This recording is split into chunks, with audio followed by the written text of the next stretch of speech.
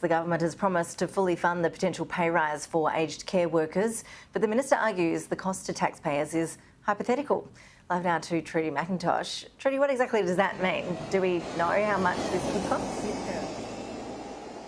The government's not willing to say, Ash, how much this price tag potentially could be. Essentially a blank cheque here for a promise that Labor made during the election campaign to advocate for an increase for some of the lowest paid workers in the country. We have seen one think tank, the Grattan Institute, put a figure on it though. They say if the unions get their way with a 25% pay increase for these workers, that will mean around $3 billion a year or more that the taxpayer will have to pick up to increase that pay for these workers.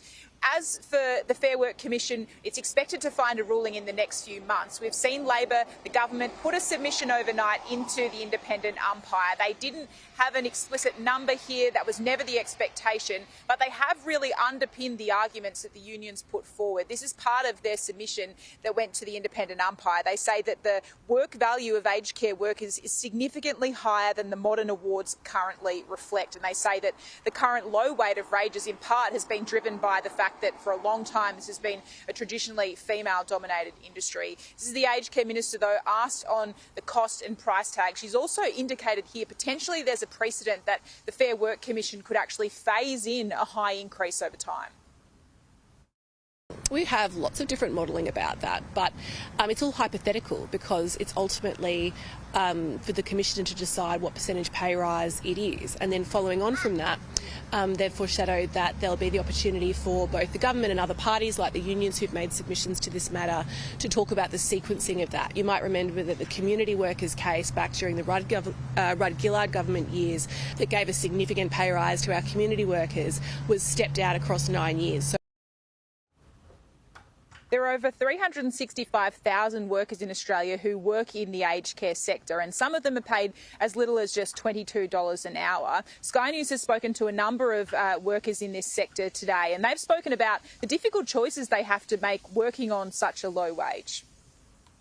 Just not having to scrimp and save for every little thing, not turning a heater on because the power bill might be up too high, maybe buying myself something a bit more special, or even the grandkids being able to take them to a fun day. Have you had to consider leaving the sector because of the pay? Absolutely, absolutely. On multiple occasions, and even to the point where I did actually apply for a few jobs and weighed up where I am living to where the jobs were. Beyond a pay rise, aged care workers have told me today one thing they'd like to see the government move on is fixing patient or resident to staff ratios. A spokesman for the aged care minister, Anika Wells, has told Sky News that Labor is continuing to push ahead with its promise to actually increase the number of average care minutes that residents are provided in aged care.